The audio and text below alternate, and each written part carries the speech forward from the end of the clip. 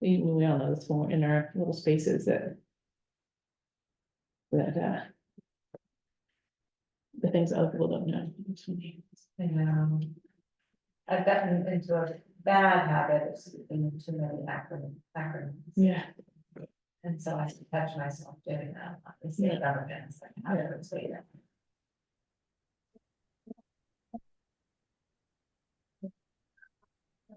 But then if you don't use the acronyms at all, your speech is so burdened. Yeah, by all- yeah. Big time, yeah. Yeah. And half the time you can say the name of like a state agency or something, people are still like, I have no idea what is that? What does Right. that do? Yeah.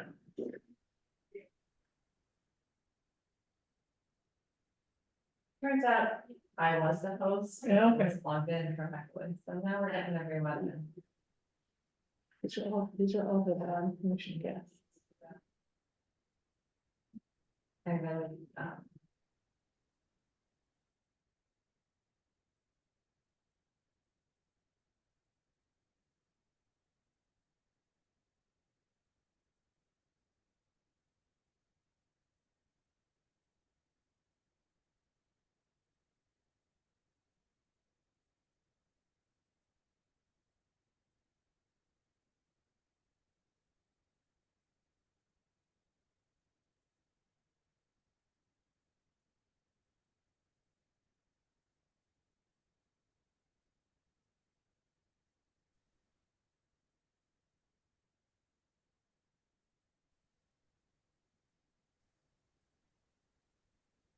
Hey, Allison, can you hear us all right? Yes, I can. Awesome, I just want to make sure that the owl was working correctly. Yeah. Hi, hey, come on in, you know it's all right. I did. It's a little bit of a. I figured it out. Yeah, you did. That's Sit and that's good, the owl will pick us up.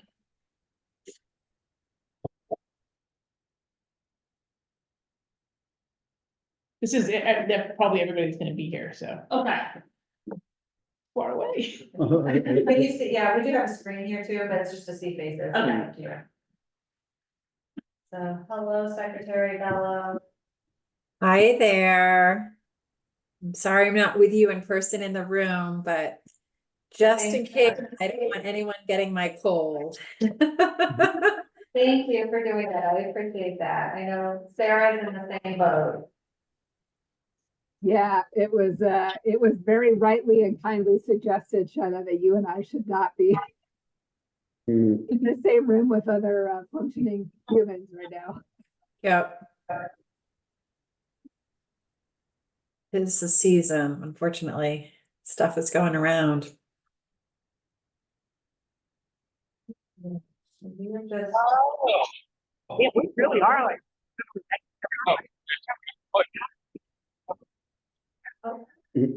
Kelly, you're either garbled or you have somebody with you perhaps. Hold on. Can you guys hear me? Now we there can. you go. Oh, I'm super sorry about that. I'm actually in Times Square right now, so let me mute myself. You do not need to hear this chaos. That is remarkable that you're calling in. That is dedication.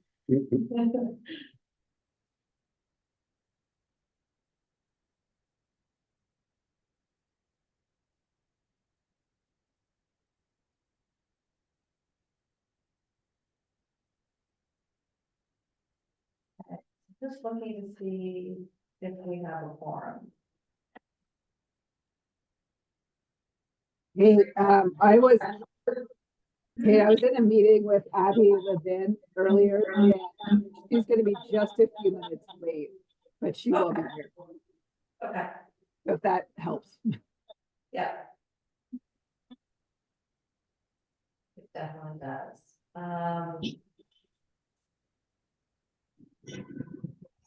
How many do we need for a forum?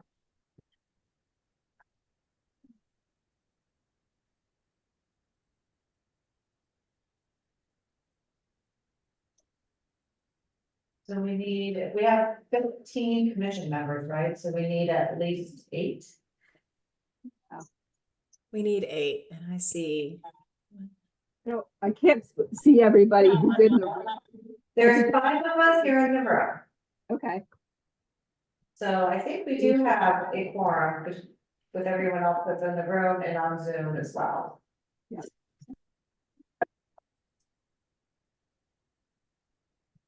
Jenna, would it help to do a roll call? I was gonna say, let's call a roll, and I was just trying to pull up. Okay, so Kate McBrien, I'll just go through the minutes of the last meeting in order of the people that were recorded in the minutes. So just say present if you're here. Present. Okay. Greg Pierce for Governor Mills, Here. Julia Gray, Here. Kirk Money. All right, absent. Okay. Is Bernard Fishman in the room? Here. Okay. Marcia Minter, here. Earl Shuttleworth. Okay, that's absent. Peter Merrill, Here. Abby Levin. She'll be here shortly. Okay, Robin Talbot. Robin's not gonna be able to join us today. Okay, Lori Fisher. Allison Maxwell, representing Lori. Oh, excellent. Okay.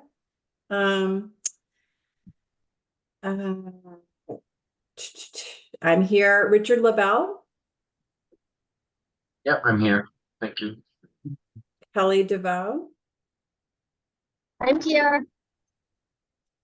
and Jamie. Jamie is here in the room. Oh, perfect. Great. Excellent. And Jamie, do we want to have you introduce yourself? You were not present in August because I swore you in after that meeting. If you want to introduce yourselves to the whole group, Jamie is a new member. So maybe we do that before we move into the business. My name is Jamie Kingman Rice. I'm the Deputy Director and the Head of Collections at Maine Historical Society. Welcome. We're really glad to have you. Thanks for having me. Excellent. So yeah, that is a quorum and we can proceed. So first, is there a motion to accept the August minutes? I wasn't present for the August meeting, so I don't feel qualified to make that motion. If somebody wants to make it. Okay, made by Marcia Minter. Is there a second? Seconded by Peter. Any discussion? Okay, seeing none. All those in favor, raise your hand or say aye.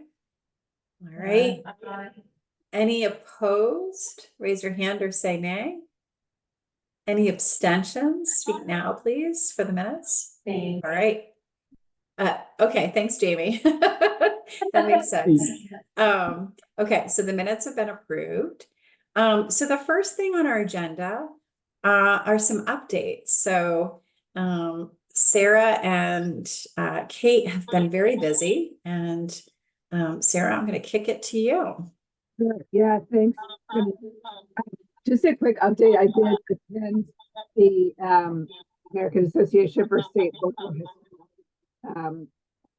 conference in Mobile, Alabama, in September, where I got COVID again. But other than that, it was pretty good. I was delayed from the hurricane, but was there for a full day of content and the meeting of other 250 state commissions, which was great. So I met a few more people. There's still some states that are starting out, but it was great. And we did talk collectively about what's happening at America 250 and some things that we would like to ask America 250 to keep us more in the loop on, such as their two new initiatives. First ties into my federal 250 update, the America's Field Trip. Sarah, I'm going to interject for 1 minute.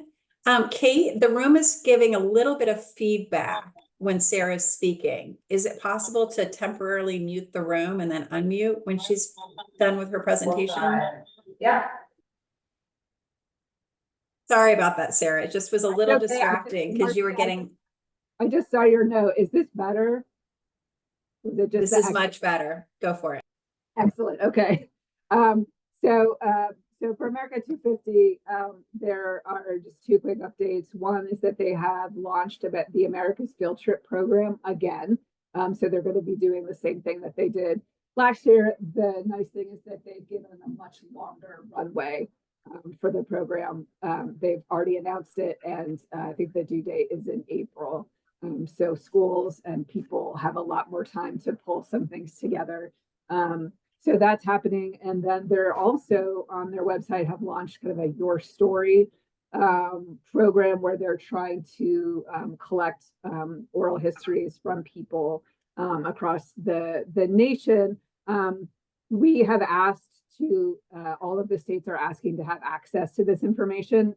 It's unclear whether or not we will, but hopefully if they're gathering stories in Maine, we would be able to also have access to those. What the fuck? Kate, I'm going to ask you to make me the host so I can mute people. But thank you, Mike, for muting yourself. He was just interrupting you, Sarah, by accident. Go for it. That's totally fine. It happens. So anyway, we are not sure exactly what's happening with that. We were unaware that program was being launched. So those are the two updates from the federal program. They have not indicated whether or not they're going to be hosting any other gatherings or convenings for state 250 commissions. But I did just have one for the Northeast region and got to connect with all of our great neighbors across New England and the Northeast. So that was really useful too. So that was the first time that Maine had been on that regional call. They're done quarterly. So everyone was excited to hear that we are up and running and had gotten started. And we're talking about programming and branding and all those exciting things. And I'm going to actually turn it over to Kate and Julia to give the update MAM conference. I was there very briefly on Friday, but was very rightly sent home because I was not in the best shape to be there presenting. So I'll let Kate and Julia give us an update on that. Julia, do you want to present about MAM? Sure. Kate and myself and Sarah in spirit and Sarah in having prepared the whole presentation presented at the Maine Archives and Museums annual conference on Friday. We were in the last slot of the day, which tends to be not the most attended, but we had a couple dozen people in the room from across the state, from a wide range of organizations. We basically gave an overview of where the national effort is so far, the kind of story of the commission, how the commission was established. And then really focused on getting input from folks about what they have, whether they're planning things, how the commission could support that. We were very clear that by support, we did not mean fund, because we don't have funding yet. But did have some good audience engagement. Kate took notes that we'll be working with going forward. And yeah, I think that's a quick summary. Of anything else, Kate, that you want to kind of pull out from that? No, I think the only thing I have to add is that, one of the things we did was we just gave them a summary of what the commission's been doing, those 3 pillars that the commission had decided, which seemed to get really good feedback. People were thrilled with those. But then we mostly just opened it up for discussion, where there are needs, where there are questions, where there are ideas or suggestions. There was not a lot. No. People were mostly just waiting to hear what we had to say and share. Yeah, there were some good examples of, for example, Pajevska Historical Society. They use a overarching theme for their programming for the year. So for 2026, their overarching theme for their programming will be the semi-quincentennial. And that was which was, as we were reinforcing, one of the really simple ways to implement this and to take advantage of this opportunity is that, can you just add a 250th twist tilt over whatever theme to the work that you're already doing, rather than creating whole new programming, which is something that the program guide also suggests that, that one of the opportunities is if you already do X, can you just make that 250th themed in the year 2026, so. One of the other things we were able to do was highlight the great project of the Maine Historical Society, Yeah. which is to gather and scan documents related to the time period of the American Revolution and get those online. So we were able to do a shout out for that with the attendees who were really interested and encourage them to be looking at their collections. Yeah. What do they have? What could they, at least look at with a new perspective to be able to pull out. I think one of the interesting suggestions was from Molly Caswell at the Maine Cultural Alliance, who really was interested in seeing how we could use this as an avenue for encouraging people to engage in local government more, really looking at like the structure of town meetings and the declining attendance at town meetings. How can we use America 250 as a way to sort of reinvent how town meetings work? Do we start including food? Do we include music? Is it like a community gathering? And then you can get more people to attend and participate and get more involved with local government. And just kind of looking at 250 as maybe an avenue to start bringing that out. And suggesting and encouraging towns to do those kinds of things. So that was a couple of the ideas. Again, it was mostly people looking to get ideas from us, Yeah. I think, is what I took away the most with. And we did have copies of the 250th program handbook that AASLH has come out with too. Kate very kindly brought a big stack of those, and we had them available at Cam's table as well. So Is that program booklet something that could be shared with the commission electronically? yes, yep, it's online. I'm happy to include that in a follow-up email from. Perfect. Yeah, for sure. It's a great idea. Thanks, Shanna. Sure. Any questions from commission members about these updates and these conversations that are happening across states, across New England, and here in the state? Jamie has a question. I just wanted to know, being new to the commission, are there plans to become a resource for the exhibits that are happening or that be posted on a website? Is the commission gonna host, is it like, for lack of a better word, sort of a community board that says what kind of things are happening? And are we aware of any, is the Maine State Museum, for example, hosting an exhibition? I mean, I assume that in 2026, there'll be quite a bit of exhibit content. Am I a fair yes. statement? Yes. Okay.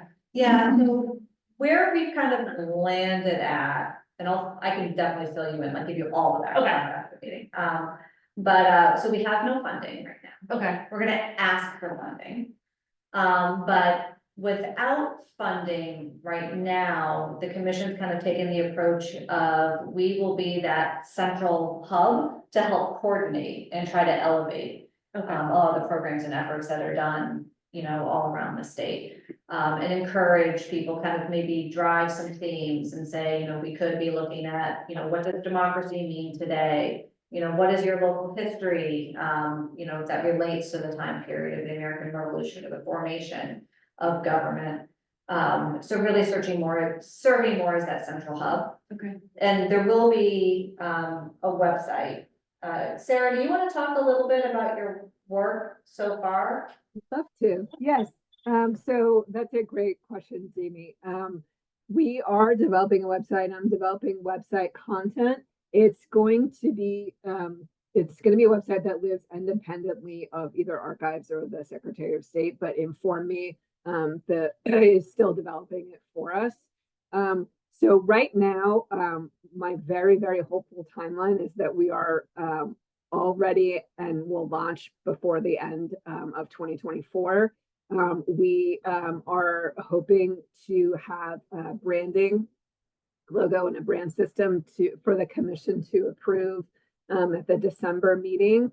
And so we'll be able to fully launch the website and social media and all of that stuff either at the very end of 2024, at the very beginning of 2025. So that's what we're aiming for, and I feel optimistic about getting that done.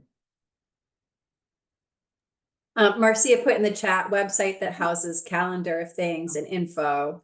And Sarah, it sounds like the intentions from your perspective is to be that hub as staffer. You'll be collecting those things and sharing them.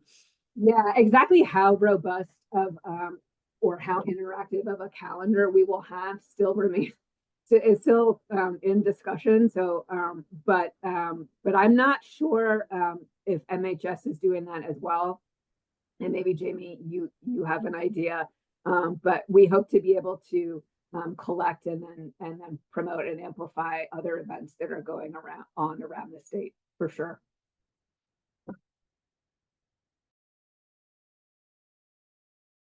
Didn't have a specific plan at Maine Historical to be that central. I think one place is best. Yeah. And so participating, yes, but we didn't have a plan to host that kind of community board or Yeah. like that. We do have several things planned. That's not it. The only reason I had that in there about the whether or not MHS would host is I wasn't sure if we'd have the budget to actually build a discrete website. Maybe we'd have to tag along on somebody else's. That's a very fair question, Marcia. I mean, obviously our budget is extremely limited, but I think, you know, at one point, I had envisioned us being able to collect stories and things like that we don't have the capacity quite to do. And so that thankfully MHS is already doing that and will be amplifying their work there. So definitely leaning on some of our big partners for some of those things, but hopefully we'll be able to do this. I was going to just say, I would imagine we could do like a calendar of events, right? Because the Secretary of State has a website, Archives has a website. It's not, you know, it's not the most beautiful of websites, but we could certainly add, you know, I think to echo Sarah, I think the plan is she will have a web page. It may not be a standalone super bells and whistles, but it will be a Maine, you know, semi-quincentennial commission page. And I think that would be a good landing page and a good hub for sharing information to help amplify. And if you haven't seen Maine State Archives social lately, it is really taken a turn for, I mean, it's always been really robust and great, but it's even better with some new staff. And I think, again, once we have a logo and branding, which again, Sarah's intention is to bring forward some materials for the commission to review and vote on in December, then we'll be able to move forward with some unique materials as we start in 2025, a full year out of 2026. So I think that'll be really good. Does anyone disagree with the idea of us being a hub for events? And anyone have any concerns about that? Okay, good.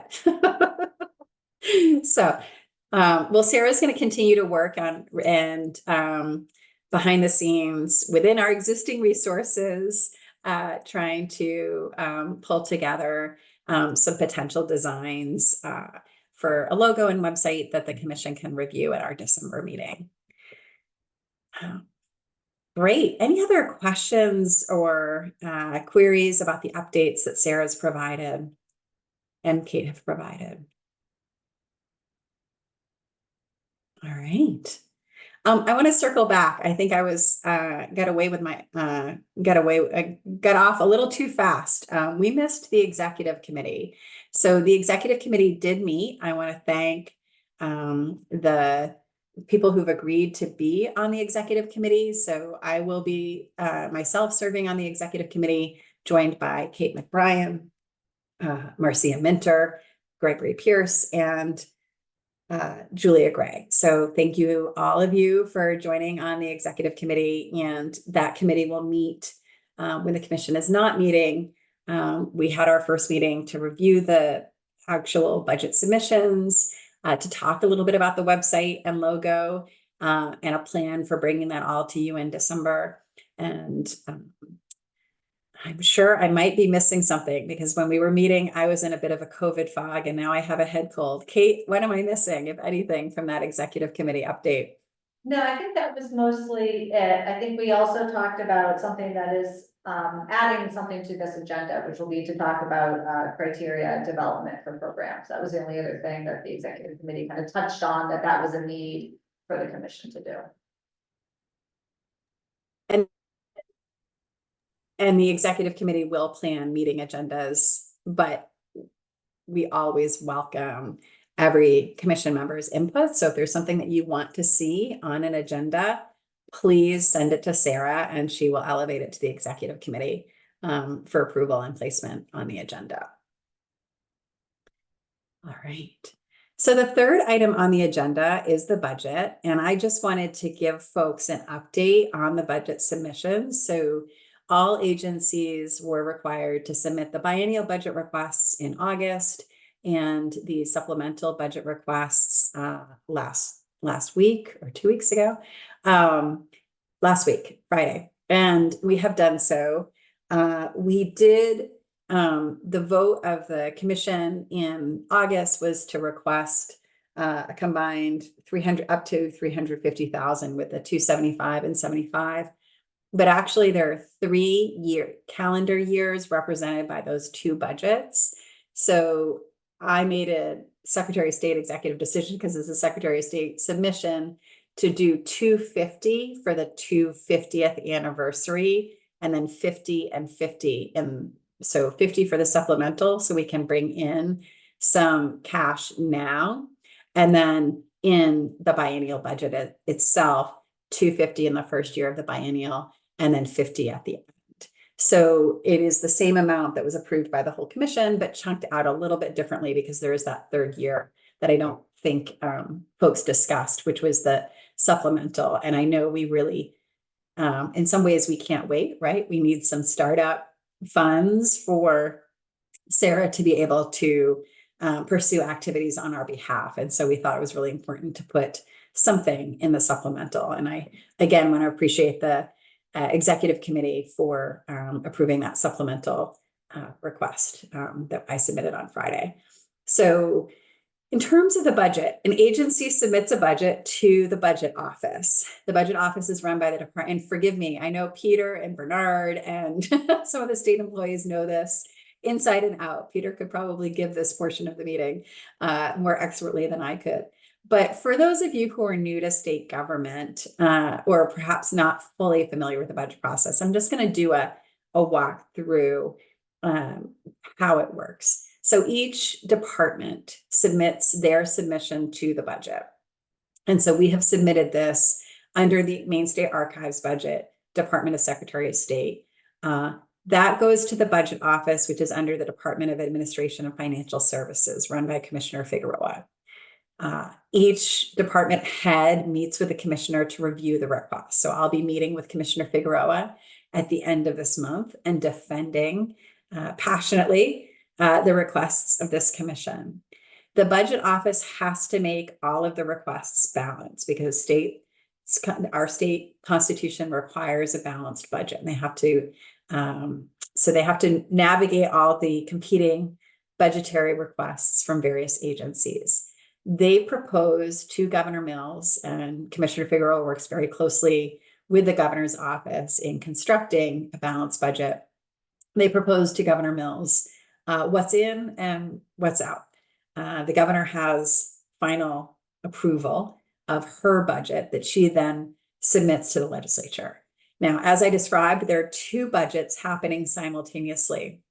There is the biennial budget, which is the traditional regular budget that gets a lot of attention, as it should.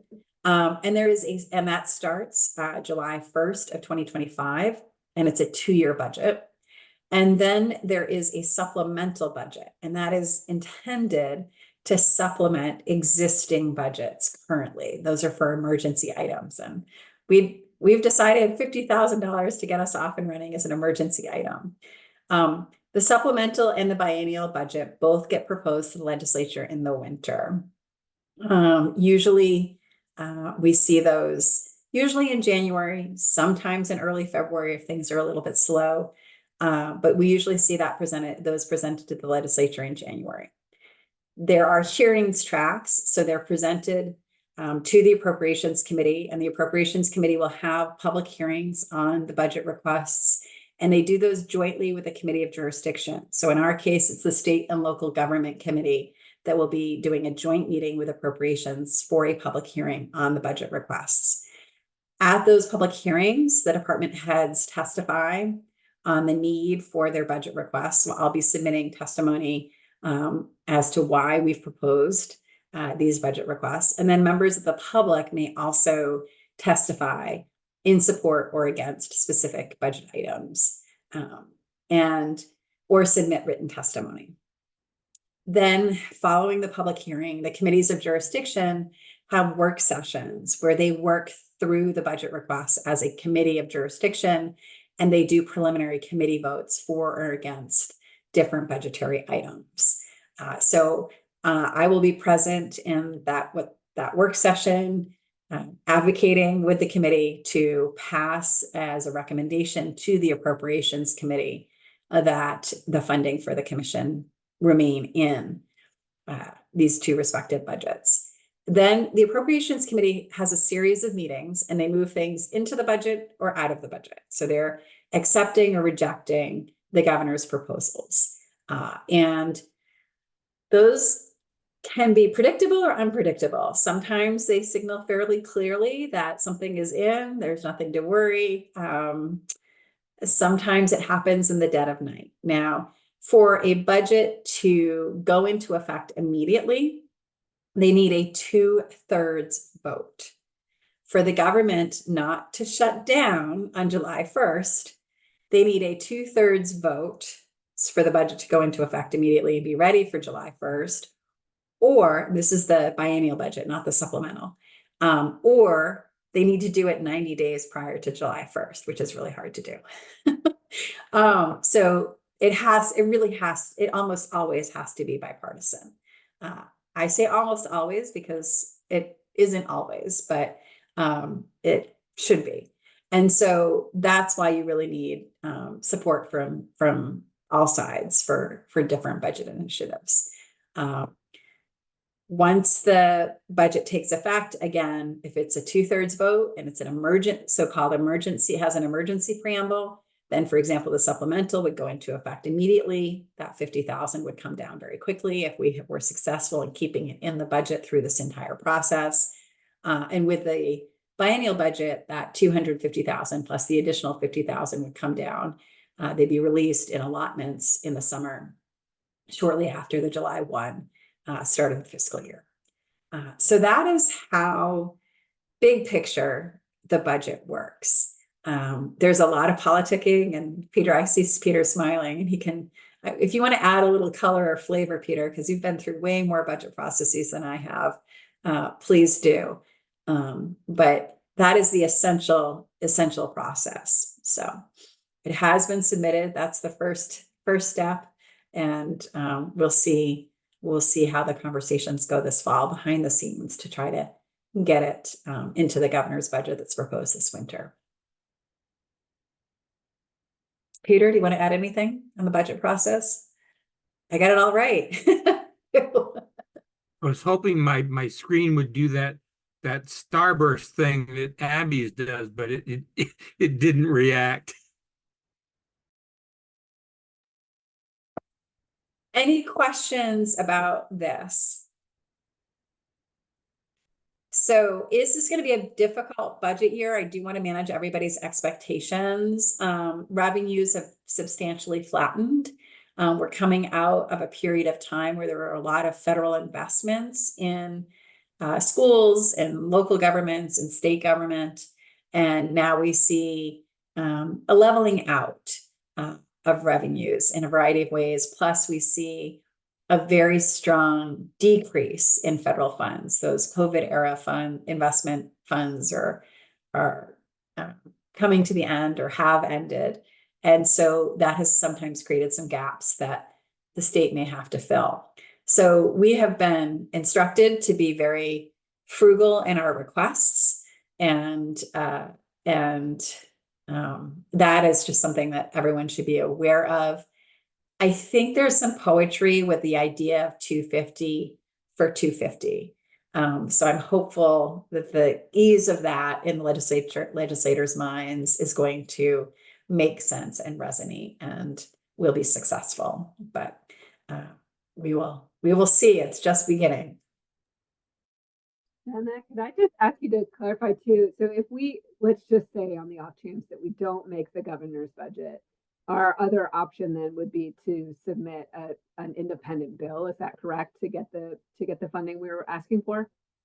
Yes, any legislator can introduce a bill, and they can introduce bills that include funding requests, and often do. And sometimes a legislator will introduce a funding request at the same time that an agency has proposed a budget request. And sometimes a funding request from a legislator will mirror what the governor herself proposes.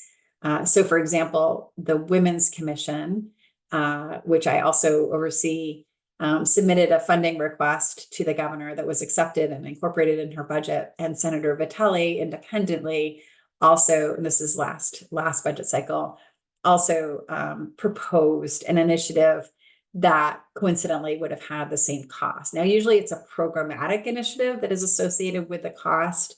It's not, you don't usually see an act to fund, the America 250 Commission. You might see an act to ensure, I don't know.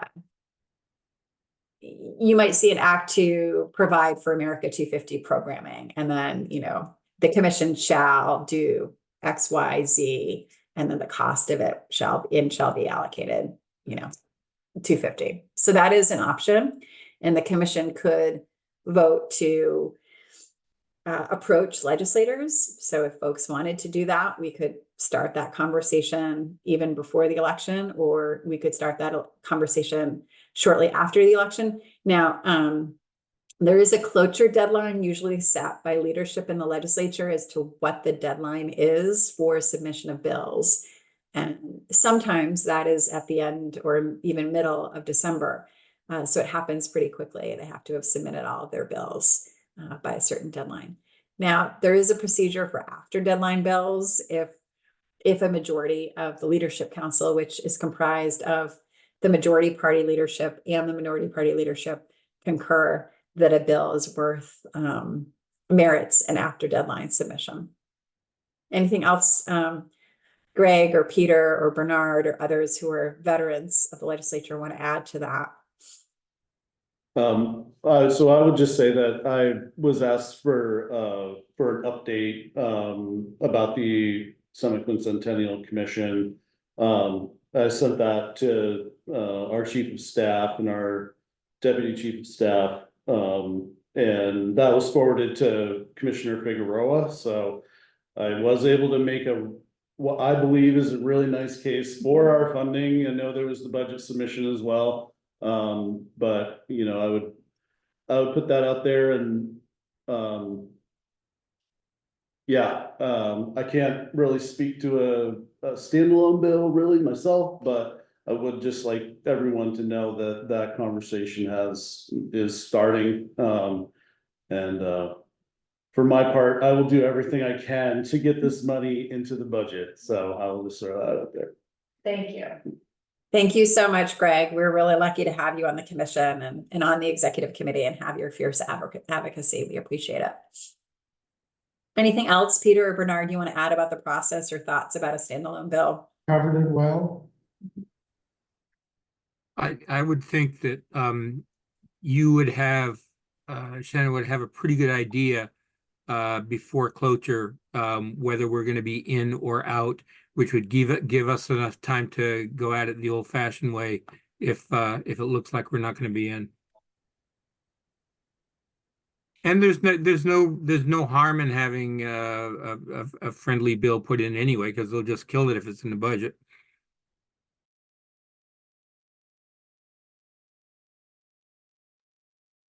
I'll keep the commission updated, and I will, let's continue this part of the conversation in December. If folks have thoughts, send them my way, please. Any other questions about the budget?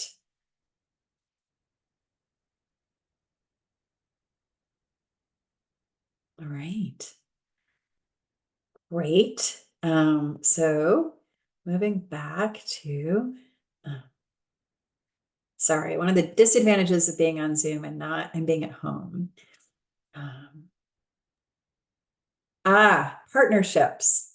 So, Kate or Sarah, would one of you like to take this? Yeah, sure.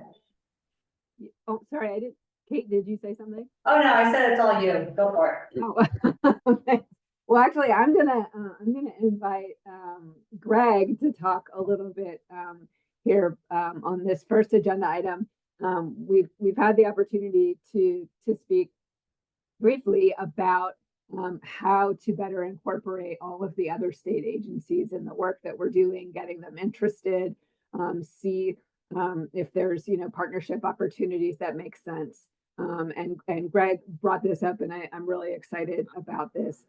In the process of compiling some other examples from other states about what specific agencies are doing. So Greg, I know that this is a topic near and dear to your heart, so I'll go ahead and turn it over to you to kick it off.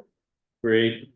Yeah, so it's just occurred to me throughout this process, and looking at the spreadsheet that Sarah provided of the funding that other states are getting, kind of seeing where their state agencies are coming in and working on this effort in other states.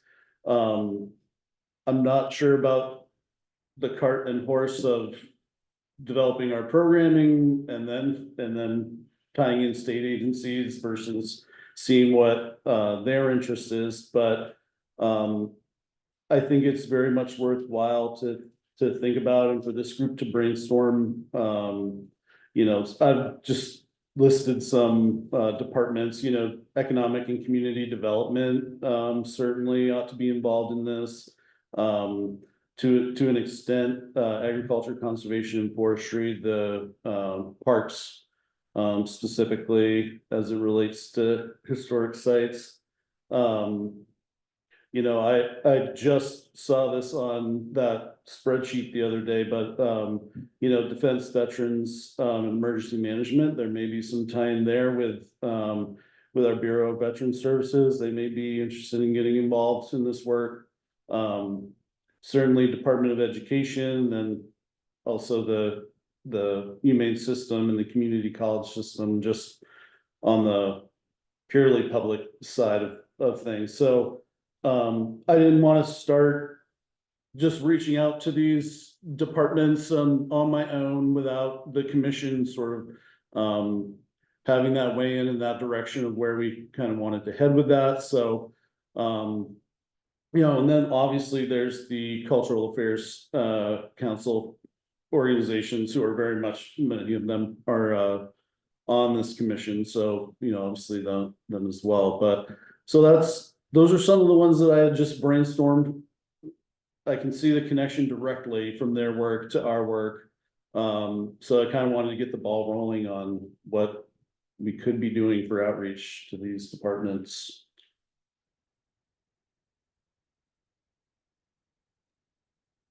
I love the idea of a challenge to other departments, and I'm curious about what people think, but I love having the departments themselves brainstorm about different ways that they might incorporate America 250 into some of their programming or some of their offerings, because I think there are some really potentially exciting synergies with the departments that Greg has described. I was thinking also, we know that the National Park Service is really interested in supporting these efforts. We've had National Park Service folks attend these calls. Like there might be something with, Maine Bureau of Parks and Lands, but I think each agency would know its own culture and its own initiatives or priorities that may or may not fit into this concept. But I really love the idea of some sort of challenge or some sort of formalized outreach. So I'm curious about what other commission members think about this, and also recognizing that we do have some representation. Kelly, I don't know if you have thoughts. I do. Yeah. Right? Yes, I think that and again, I apologize. I'm going to try and keep my comments brief so you don't hear the traffic noise. But I do think that the Department of Education is well suited to really take up this kind of a challenge and to partner with other organizations. I love the idea of it being a department by department challenge. But I certainly, I know that the DOE would absolutely be looking forward to an opportunity to partner with folks.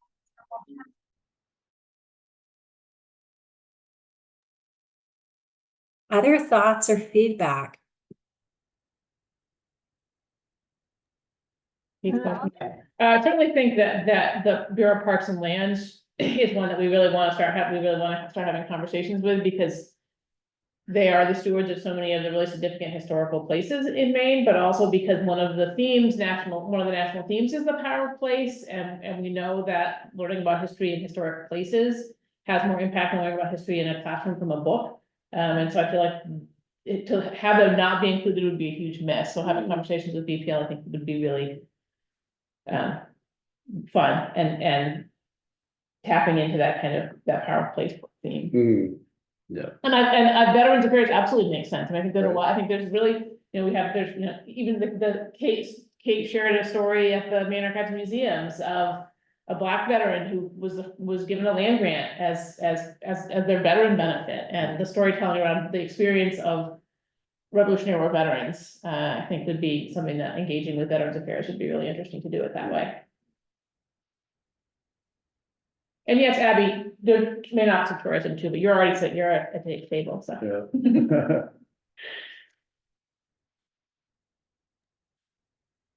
I'll just echo, like, I love this idea of a challenge too. A number of other states have had challenges issued directly from the governor's office is how I've heard, that state agencies have to be involved.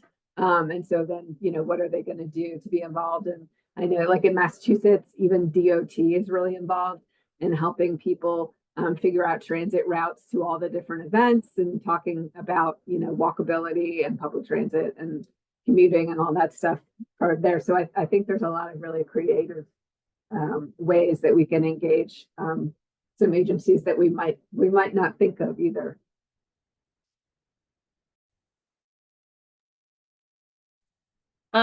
Would the commission like to sort of formally ask the governor if the governor has any interest in issuing some sort of challenge, or whether or the commission, if we were to issue a challenge, it would be a voluntary challenge, right?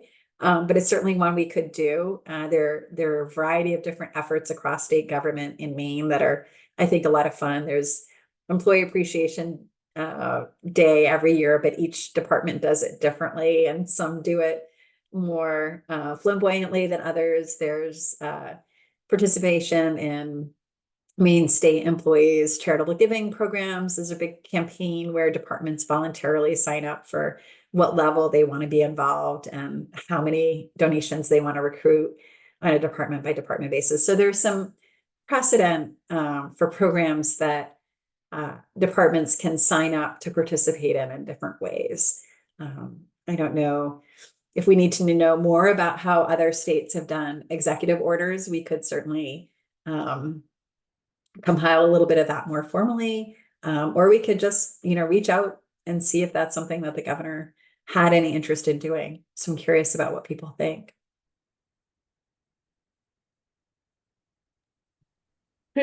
This is just me more possibly than I would tend to frame it as an invitation rather than a challenge, a welcoming in, just as a, so it feels less like an obligation and more like an opportunity.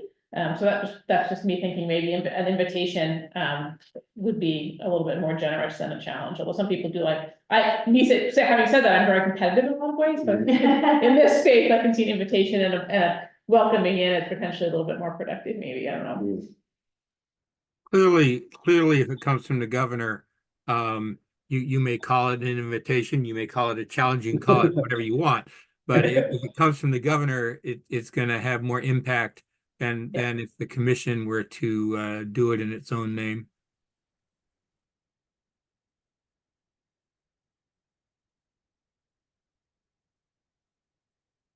Thoughts from other folks?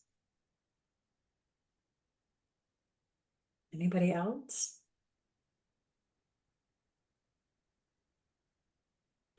Would it help to have a formal vote from the commission on this? Or is it just a general, yes, we think it's a great idea? I mean, for me, I would suggest, maybe I can start doing some of the outreach for this and within the governor's office and kind of take the temperature there. But if there, it seems like we kind of have, we have people with specialties in these particular areas, especially the departments that I mentioned that just occurred to me that should be involved. So I don't know if we wanted to leave it to me to do some follow-up, or if we wanted to assign, someone to help with, someone in particular with economic and community development, for example. So, question to the group, I suppose. Yeah. It feels, I'm curious about whether the silence is consensus that some partnership to state agencies seems like a good idea and something. I think to Greg and Peter's point, I think taking a temperature of how the governor is feeling vis-a-vis us as a commission doing the invitation would be important. I wouldn't want to take a formal vote and say, we shall ask the governor to issue an invitation. And she's like, you know what? I really think that's what the commission's for, which would be perfectly acceptable. So Greg, if you're willing to do some informal conversations, and then I think it might be appropriate in our office, Sarah, if you wanted to pull together a synopsis of what it means, right? Like our 3 pillars, our goals, and so that we'd have something that we could share with, if share with the Bureau of Parks and Lands, or share with Department of Veteran Services or DUCD. And I think it does make sense that there are commission members who feel particularly inspired to connect with those agencies, then down the road, once we've determined that it's okay to do that, then kind of having a, commission liaison or whatever that is, who can be the kind of point person contact with whatever that agency is, I think makes sense, rather than it being, we don't want whole agency and whole commission, we want some kind of a conduit for that, so I think that makes sense. So what I'm going to invite everybody to do is please let Sarah know if there's a commission you feel really comfortable with, or a commissioner that you're really comfortable with. I, for example, could talk to the BMV and DOT. I'm in that motor vehicles world, and just see if that's something that they would have any interest in. But let Sarah know so she can kind of track that. And then Greg, if you could, talk to the governor's office, and take a temperature, and then let us know, if she's like, yeah, I want to do a proclamation. When do you want it? Then that's one thing. Or, if it's something that we're trying to put together, some sort of guidelines, and we do a voluntary invitation from the commission, then we could issue formal invitations, but we'd have a sense. I think if we could everyone who's got capacity, do a little bit of homework prior to the next meeting. And is Richard LaBelle still with us? I know the municipalities work with Bablo, and they work with, animal control and a variety of different agencies as well.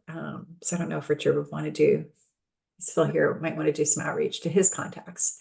Richard went off a little while ago and he hasn't come back in, so I'm not sure. Okay, all right.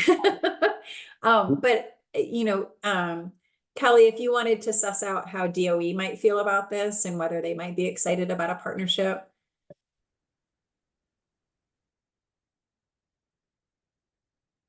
Oh, she's in Times Square. But maybe we can each of us think about that. And if there's someone that you want to reach out to, please. Oh, I got DOE for you guys. Awesome. Wonderful. Great. So let's have that be a homework assignment. So before the next meeting, do some informal outreach to some of your agency contacts and see, are there folks that might be interested in an invitation or a challenge to participate in some way that's unique to them in the America 250 activities and programming. So the second aspect of partnerships that we wanted to talk about is, and Sarah broached this with the executive committee, but we wanted to talk through at least the process.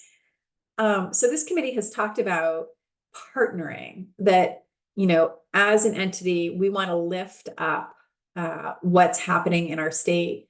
We want to, rather than supplant or duplicate initiatives that are already happening, we want to amplify and support initiatives across the state in a cohesive and supportive way. But what are those criteria for partnerships? How do we evaluate who we say yes to? And do we say yes to everybody? Do we have, and if so, what does that mean? Or do we have criteria for formal partnerships between our commission and specific initiatives that are happening? So, Sarah, I'm going to defer to you to explain a little bit more on that. But what we're really looking to understand is process, and the ultimate goal will be us having something that we can point to, so that entities, organizations, if they're planning activities, know how to connect with us and know what that process is, and whether it would make some sense for them to approach us for partnership. Sarah, do you want to add or amplify that? Yeah, great. That was perfect introduction. Thank you so much, Jenna. What I've done is I've been in contact with my 250 cohorts around the country, and have been asking for specific examples from other states about how they're choosing partnerships, or sort of figuring out who is able to use their logo. It's kind of a mix of situations out there. Places like Colorado, you don't have to ask, you just get to use the logo. You're just whatever. It's kind of a free-for-all. They seem to have some mixed feelings about that, which is kind of funny. And a number of other states are doing that. And so what I've done is I've picked 3 states that I think have done a pretty good job. And I'm gonna share a document with you briefly, just to walk you through these 3 examples. Can everybody see that? Okay. Thumbs up. Yeah. Okay, great. Thank you. Yeah. Perfect. So, so the first one is Washington State, and it's really very simple. They just want to know if whatever program or event or thing that they're going to be sponsoring or have their branding attached to, does it meet their desired outcomes? And so these, you know, I'm obviously not going to read all those to you, but those are the areas that they've chosen to focus on, and these are really what they're hoping that all of these events and programming things will this is going to be the impact of them.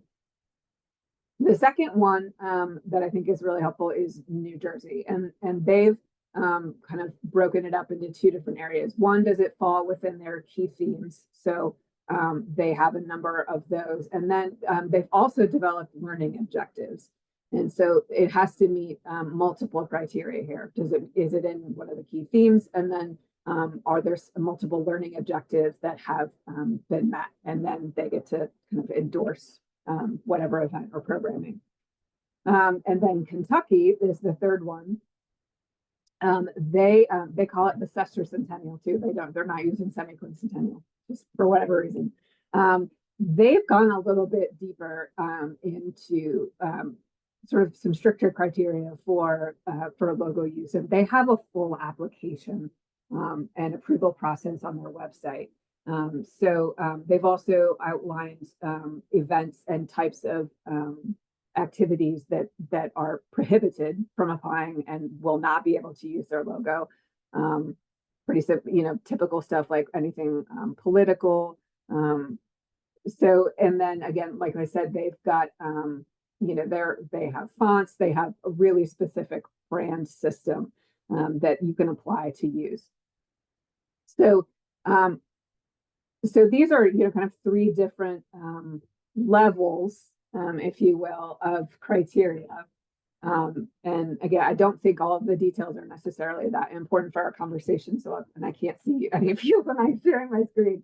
But what I think the gist is that, people have established birthday criteria, or like for us, it would be our 3 pillars. And so do we want to set up some sort of system of approval, whereby, either the executive committee or a subcommittee or however it gets structured, would give a thumbs up and say, yes, we feel like this event or program falls within our 3 pillars. It's cool for you to use our logo and we endorse this. And there's ways we could do it where we could set up, like we have some real key partners like Maine Historical Society, where maybe they don't have to ask us every time. They just kind of get carte blanche use of the branding, knowing that they're a trusted partner of ours. So those are some of the ideas that have been percolating. And I don't know that we would necessarily come to a decision today, but I wanted to at least get the conversation started. Thank you, Sarah. Those documents were really helpful. I would be an advocate for having some restrictions. I can't remember which date it was, but that had some restrictions around political groups using it, and then around product endorsement and stuff like that. I think we need some really, my headphones are coming out. I think we need some really specific and kind of common sense, but also, we can't take that for granted, but some things, baseline kind of criteria that we should establish around what affiliations are acceptable and what types are not, or how people did, or how, yeah, you get the idea. And then, yeah, and also, because I don't think that our 3 criteria are going to be clear enough relative to things like that. That's great. Thanks, Mercy. I'm really glad you brought up the commercial piece too. I meant to throw that in earlier. If say, Allagash is like, oh, we want to produce a beer, or LL Bean wants to do something, is that something that we want to be able to talk about and endorse, or are we going to stay out of that? Or so thank you for bringing that up, Marcia. That's a really great point. Other commission members, yeah, Abby, do you want to talk a little bit more about your thoughts on that? Sure. I generally just really agree with Marcia that, like, it seems to me that I'd like to see us be open enough and inclusive enough, but also be really clear about, the programs and projects that we think align with the goals of Maine 250. So, and sometimes it can be hard to balance those 2 things, right? To be, and I also really agree that I think that it should be, nonprofit groups. I don't really want to get into the commercial end of things, but I don't know what the guidelines would necessarily look like right now, but I'm absolutely in favor of some sort of structure, if you will. And I also think it means that then we know who our partners are, right? Like if it's just wide open, then I don't think it's really a control issue as much as like we too want to be good partners, right? So we can't be good partners if it's like a free for all. I don't know if that makes sense, but yeah, that's where I sit with it. So Callie shared in the chat that she agreed 100% with the criteria needed and restrictions for reasons mentioned. Other thoughts from other commission members? Jamie has her hand up. I was wondering if there were some parameters from the bicentennial that might apply here, were there some criteria for use of the Maine bicentennial logo? I know that it sort of got underneath the cloud of COVID, but perhaps if there's something that could be applicable here for that. We've got Peter and Bernard who were intimately involved in the bicentennial. Kate and I were late arrivals. I was driving up to Augusta on Monday and midday, and I came up on a big tractor trailer. And as I passed it, I happened to notice on the back door, among all the other advertising for, I think it was mattresses, was a big Maine 200 logo. It felt very warm and exciting. So the bicentennial experience was more focused on, well, we did both the programs and the commercial. The commercial we decided was going to be so difficult and so challenging that basically the threshold was you fill out the application, you provide a copy of your product, and you send a check for $200. And unless there was some problem with it, you were good. And that way we didn't have to sit down and read every book, every cookbook, every taste every syrup, taste every beer. We didn't have enough people to do that. And I agree with having guidelines, and I think all of that makes sense. I quickly can see that our 3 pillars are too open to interpretation, so you need something stricter. The stricter you get, the more work it's going to take for Sarah to sit there and try and figure this stuff out. And I would certainly encourage us, as we pick those criteria, that we have a don't do it if it's stupid clause, so that if something clearly doesn't work within it, but it's clearly something we want to be doing, we have a waiver process, some way to make sure that the rule doesn't that it works. But I don't know that the bicentennial sat down and looked at every little school play that was tied to the bicentennial. We did not sit down and bless every one of those. You just can't do it. If you want the more here's the trade-off we have to make. The more participation you want, the less barriers you have to put to participation. On the other hand, you clearly don't want some nutball group running in and grabbing your logo and running off and doing something silly and stupid with it. So that's it. My hats off to the group that will sit down and figure out the details of that.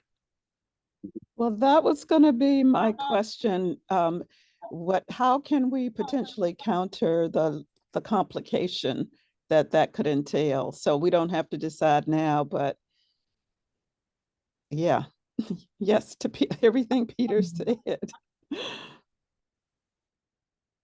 So one of the things, go ahead, Sarah. No, go ahead, Kate. Okay, one of the things Sarah and I were batting around, I think we briefly mentioned it to the executive committee, is do we need a smaller group, like a program group or something, that would be a group to review any of the applications or proposals? To be able to make recommendations back to the full commission or something, so that obviously the full commission's still aware, but we're not asking all of you to be part of every single discussion for every single partnership or endorsement request. I think we still need to set that criteria as to what that would be, and how we would evaluate that, but maybe there's a smaller group that on the side, this is sort of what they're doing, what their focus is. I don't know if that's helpful. Thanks, Kate. I just wanted to add something too, just for us to also keep in mind, is that the 3 states that I shared, they are giving out grants and giving out money. And so this is part of, the give and get. And so, yeah, I think I really like the part about we're being conscious about what our barriers are too. That, you know, this is not tied to anything financial. So I think making it as simple as possible for people who want to be doing things in partnership with us is really key. Well, I think this ties right to some of what goes on a website if we're a hub. You know, do you put, you know, the Baxter Brewing America 250 beer or not? And that one feels like an easy one, right? Like you're probably not listing all the products that are celebrating the 250th anniversary.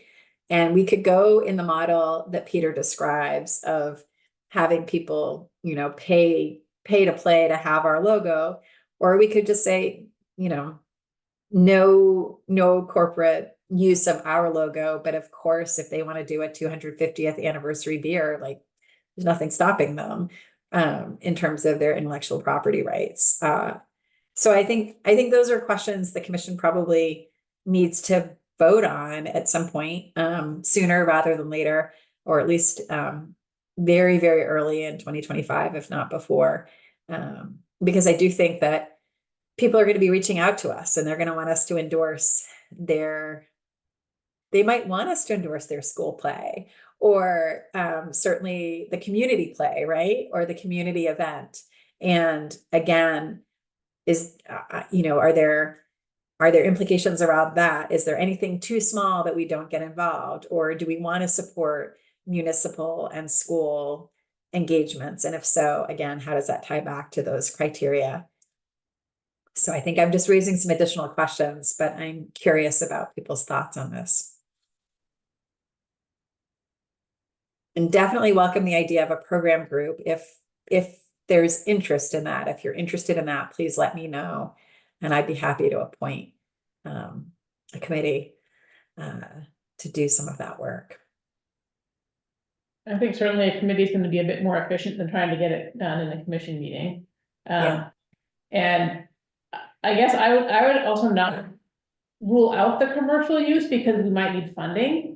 So maybe we also think a little bit more of a, rather than $200 to use it, actually some kind of a sponsorship thing, because some of these, breweries, for example, regularly do a branded run that there's a beneficiary that gets some percentage of that. So thinking creatively, again, we'll know more, earlier, hopefully, partway into next year, but thinking about that as an opportunity to be able to support the programming through sponsorship deals of some sort. And again, I know, I'm sure it's very different for a state commission than it is for a 501c3, but something to think about.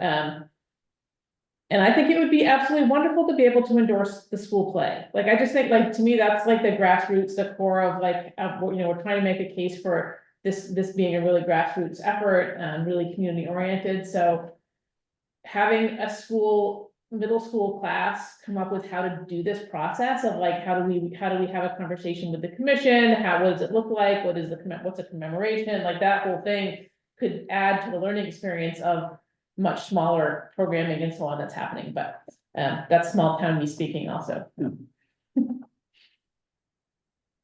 Other commission members want to weigh in on this idea of criteria for programming and co-sponsorship or support? Practice with MHS. I mean, does this get back to the question? I'm not sure where we landed on this, on what, if anything, are we going to do for fundraising as a commission? Like, is that the route that we want to go down? So that is just posing the question, really. Also, another thing, and I'll just pop this in, that there could also be something where you get approval as an organization, and I think, and Sarah mentioned this as being an option in some places where like MHS would get like, okay, you're a partner organization, so you can do whatever your programming is, or, Catholic Historical Society, you're a partner organization, so there's the option of an organizational level partnership, and then for places that are doing a one-off, it could be just that particular program or that particular project or something like that, but. A question. I'm thinking back to the bicentennial, and I remember that the Maine Arts Commission had a grant that was specific to projects related to the Maine bicentennial. Will we, well, and I apologize because I know we just talked about the budget and we talked about, you know, some other states that are giving grants and whatnot. But of that 200, of that hopeful 250,000 or that the amount of money that we're asking for, will we be in a position to be able to offer a percentage of money to the Maine Humanities Council, Maine Arts Commission, some of the other entities that already have all the structures in place for creating grants that organizations can apply for to celebrate and recognize the quincentennial? So I think, and Kate, remind me if I'm misremembering. So I think one of the things that we talked about was that what we, as a group, were looking to partner with organizations, meaning that we would not do grants where grants just went out and people did what they wanted with the money, but initiatives where it was a collaborative initiative where we were promoting it and we were participating perhaps. So, so I think the answer, the budget request itself is fairly broad.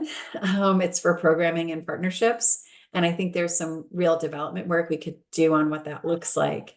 But I do think that one of the things, so I think it's worth further discussion.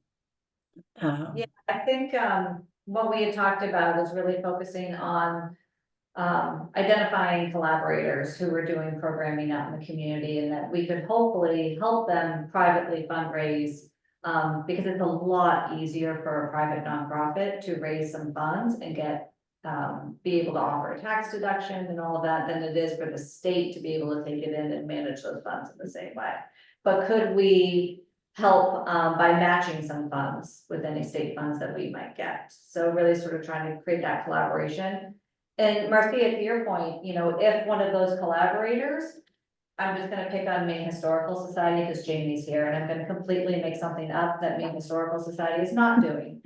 But if they chose to issue grants out to collecting institutions around this, then we could say, great, we're gonna partner with you on that. Here's our match of funds for your program. We're kind of considered a co-sponsor, but you're gonna be able to manage it.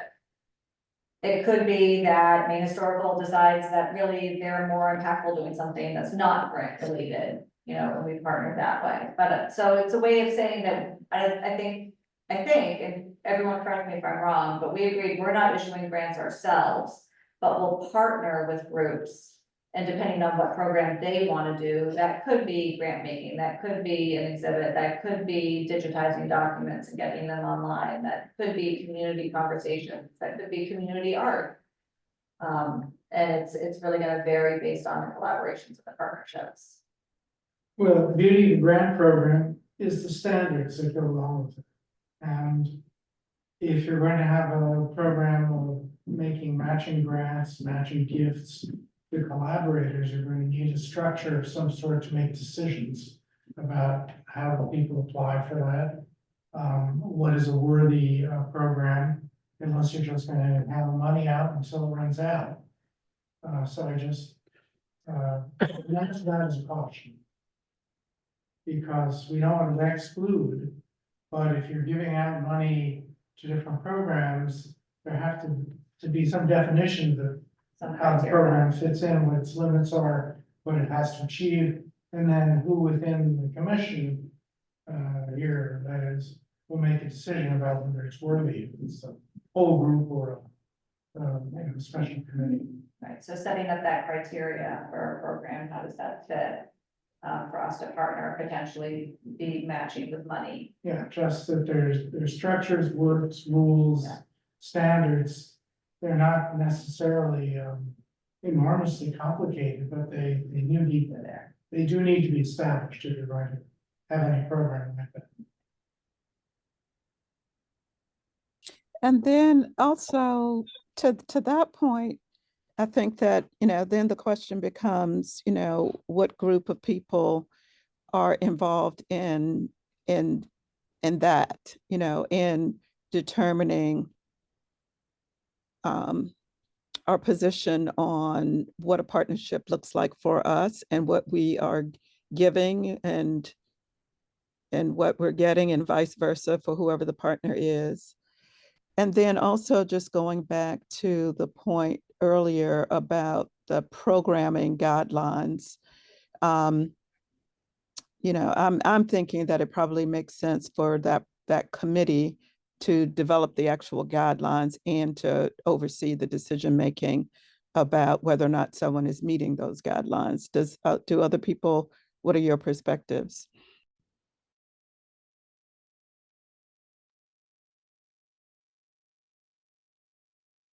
I think so. I also think if there isn't a huge amount of interest in a program committee, we could make it an executive committee function with a report out to the board, potentially. But I think also building on what you're saying, I think there are probably different criteria for different levels of partnership, right? There's the partnership like, here, use our logo and we'll put you on our website. That's not a lot of active engagement, but there might be a partnership where we're joining a planning committee, or by we, I mean members of the commission, and actively participating with a role, a speaking role or a, organizing role of a particular event. Thinking about how, Kate and Archives participated pretty actively in a gathering around Malaga Island this summer, where Archives was an institutional partner in an organizing initiative. So I think we could think through, criteria for different levels and maybe, to Julie's point, criteria for different types of institutions. So if you're a school play and you just want the commission's logo on your school play program, here's the criteria and here's the application. If you're a municipality that's organizing a community event, here's the criteria, and you're really just trying to get the word out, here's the criteria. If you're a historical or collecting museum or cultural or an arts organization and you're looking for funding to co-host or co-organize an event, here's a different level of criteria for that. If that makes some sense. To move this along, would it be helpful if a few people who have a strong interest in this volunteer to work with Sarah to kind of draft out what some of that different criteria might look like? And bring that back to the next commission meeting in December? With that criteria and sort of structure? Somebody has to do it. I'm willing to go on the commission or rather committee that will work on this, but I'm going to be away for most of November. Okay. So I'm not sure I can give my full effort to it.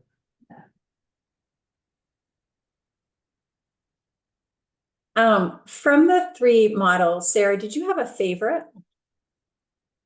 That's a great question. I think the simpler the better. So probably I think New Jersey's was probably a nice balance between you meet, all our themes, and then you also meet our learning objectives. So it's a little more focused. The one thing I worry about with a model that's like Kentucky is just the processing time. Making sure that we're coming up with robust enough criteria, and then just getting through that and all the administration of that. And just I want to make sure that whatever we decide is really efficient for the end user too. So somewhere in the middle there. I think we can probably find a nice spot that's more focused than the 3 pillars.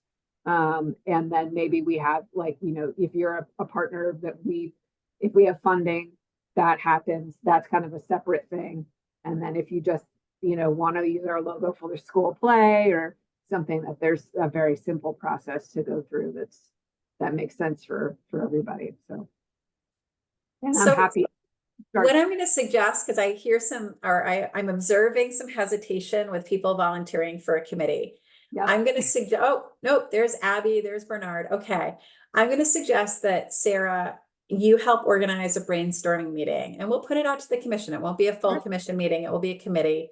We'll put the public notice on it. So if somebody wants to show up and watch, they can.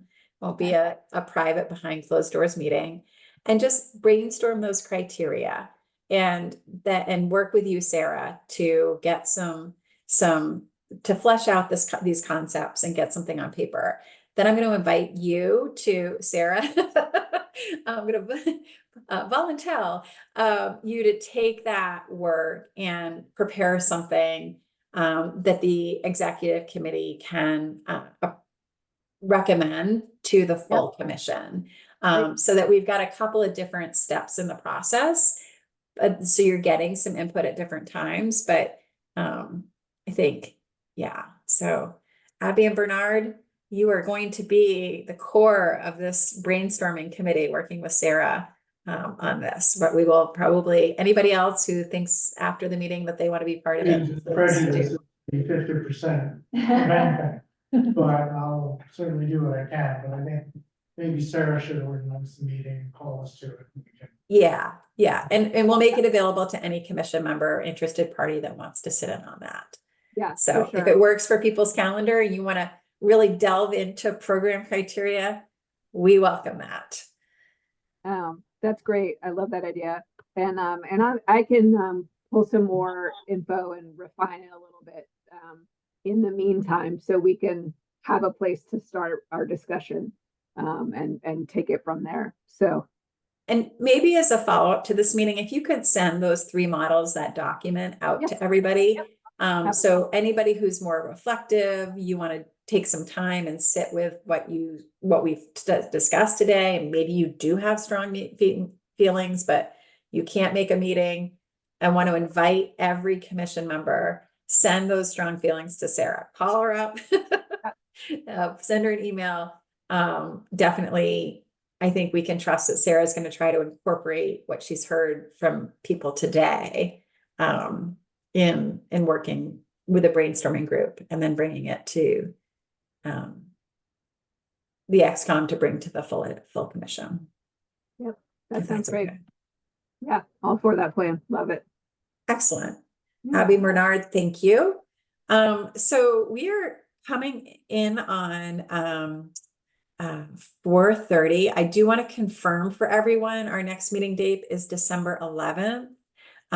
If anyone can't make it, if you could let Sarah know, just because we want to make sure we have a quorum always. So if we need to change, I know December can be a tough time for meetings, but if we need to change it, we'd want to do it sooner rather than later. And that's going to be a little bit of a full agenda, because we are hoping, we're hoping that we can bring a logo and some branding ideas to the commission in December for some approval, hopefully. And Sarah's going to be working, and she's going to bring some things to the executive committee in November to bounce off of all of us, but hoping we can have something that gets approved that we could then work pretty quickly on that website, on that social media landing page, on some of the collateral materials that we need to start to really seriously engage in partnership conversations, and with the public as well. So, as always, if you have an agenda item, something you think that you're missing, that we're missing in terms of the agenda, please send it to Sarah. And she's happy to get that built into the agenda. So great. Anything else? And I just want to put on this topic, just a bug in people's ear too. We only have meetings scheduled through December, so we'll need to do a calendar for 2025.